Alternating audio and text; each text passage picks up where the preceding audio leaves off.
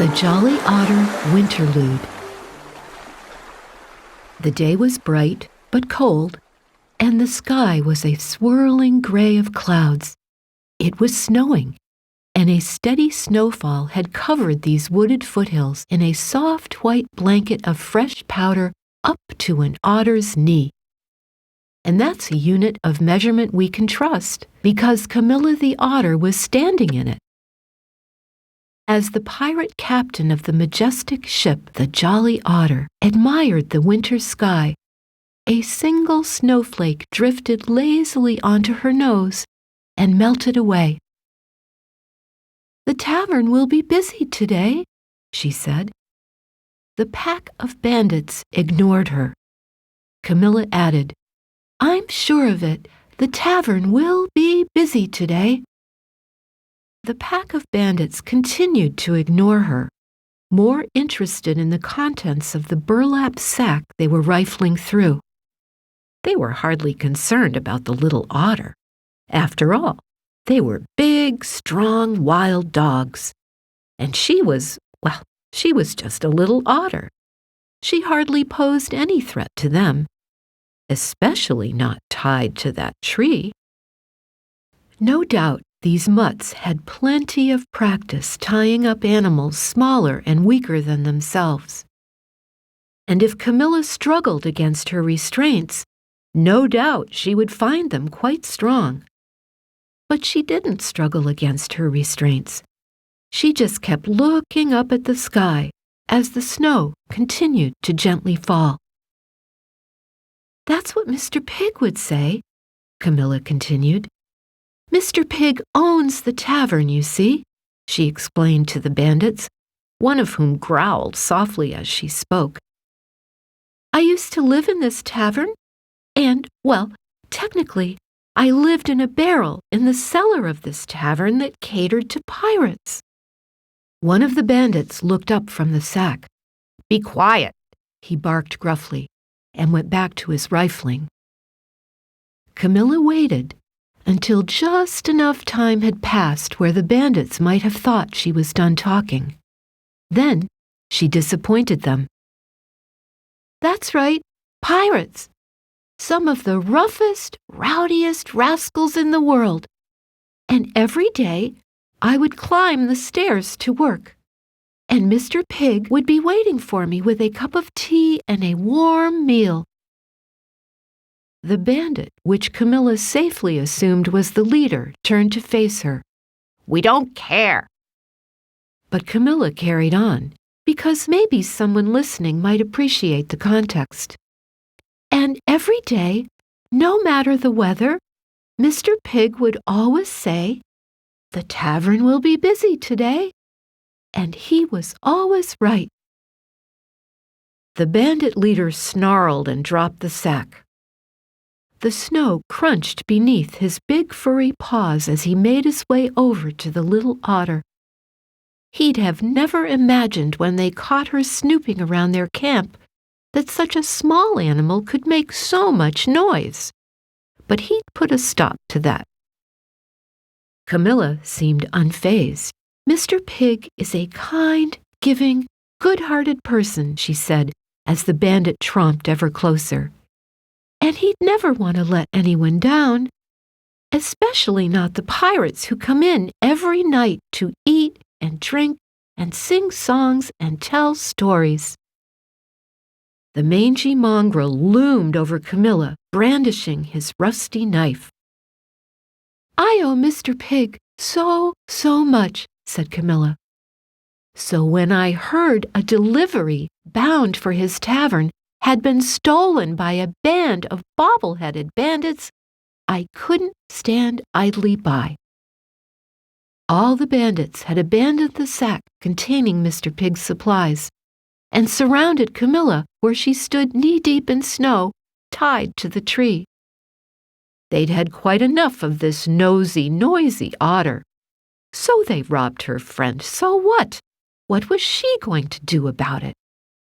That's what the bandit boss would have asked her, had he not just been hit in the face by a snowball. The bandits yelped in shock as they were bombarded by a barrage of snowballs. It was an ambush. The mutts were not used to being on the other side of one, and they did not take kindly to it at all. Each of them took a direct shot to the face, snow covering their eyes. From behind a nearby tree sprang a raccoon, sporting a frying pan helmet. It was Monty, Camilla's cartographer. As he let loose another volley of snowballs, Camilla felt the ropes around her loosen. She looked down, and sure enough, it was Two Rats, the Jolly Otter's cooks, gnawing at her restraints. She knew the bandits would not be distracted for long. "Quickly!" Camilla shouted as she got free. "Get the bag!" A voice that Camilla did not expect to hear replied, "I'm on it, boss." Camilla looked at the sack and saw her ship's gunner, the autumn-colored rabbit named Smoky, trying to haul Mr. Pig's sack away. But there were two problems with that. First, the bag was 10 times her size, and secondly, "Smoky!" the otter yelled. "You're supposed to be on the ship!" By now, the bandits had recovered from the initial shock of the sneak attack, and Monty was out of snowballs. Camilla and her motley menagerie scurried past them, hoisted the bag in their tiny paws, and, working together, scampered away across the snowy hills with the enraged bandits in hot pursuit. "This way!" Monty shouted. He'd scouted the quickest route back to the ship before following Camilla. He'd done his job, but Camilla was more concerned about Smoky's part in all this because it was coming up soon. "You were supposed to wait for my signal, then fire the cannon," Camilla exclaimed. "It wouldn't be one of your plans if something didn't go horribly wrong," Monty lamented. Two Rats squeaked in agreement, or maybe just under the considerable weight of the sack they were carrying. "I was worried about you," Smoky protested. "Besides, I got everything under control. Before I left, I lit the really long fuse." Camilla would have stopped dead in her tracks if they weren't currently fleeing for their lives. "You lit the fuse to the cannon before you came to get me?" "The really long fuse," Smoky corrected. "So how long until—" Camilla got the answer to the question before she could even ask it. Off in the distance, a single shot exploded from the bow of the Jolly Otter. Camilla, Monty, Two Rats, Smoky, and even the bandits bent on revenge all stopped running. They listened to the whistle of the cannonball as it soared over their heads, and the impact it made against the mountain above them.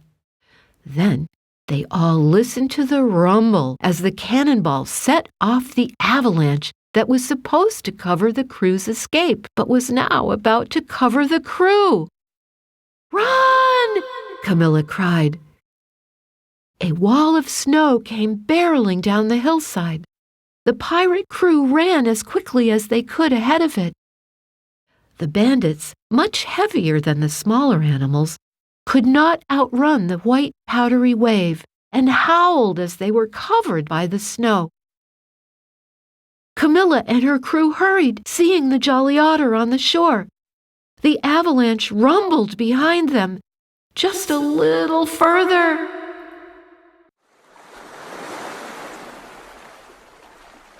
As the snow fell softly on that sleepy little town by the sea, Mr. Pig stood outside the entrance of his tavern.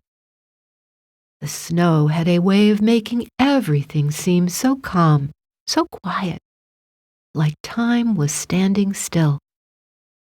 But the shivering, sniffling, snow-caked pirates that stood in front of him did not, in that moment, appreciate the snow's beauty.